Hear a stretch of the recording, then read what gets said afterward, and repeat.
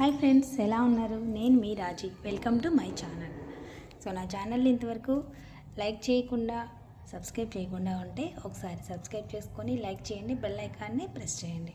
ఓకేనా? Thank you friends. So ఈరోజు మనం మల్టీవిటమిన్స్ గురించి ఒకసారి తెలుసుకుందాం. అంటే ఈ మల్టీవిటమిన్స్ ఎందులో ఉంటాయి అనేది మనం ఒకసారి చూద్దాం. ఓకేనా? బాదం పప్పులు.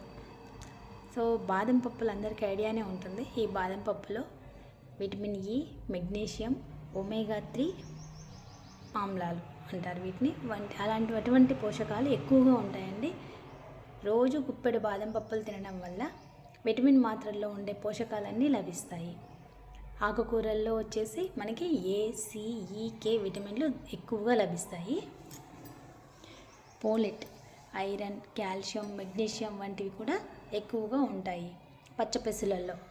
సో చిక్కుళ్ళు, శనగ, కంది, పెసర, రాజ్మా వంటి పప్పుల్లో B1, B6 విటమిన్స్తో పాటు పోలెట్ ఎక్కువగా ఉంటుంది.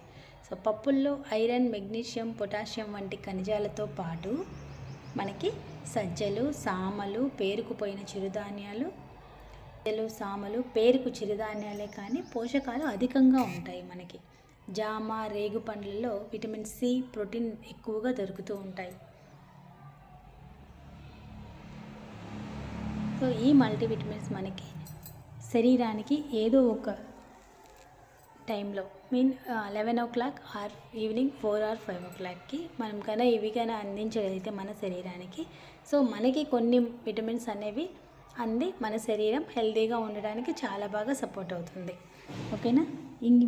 మల్టీవిటమిన్స్ అంటే ఏమిటి, వీటిని తీసుకోవడం వల్ల మనకు వచ్చిన యూజెస్ ఏంటి అనేది ఇంకొక వీడియోలో మనం నేర్చుకుందాం.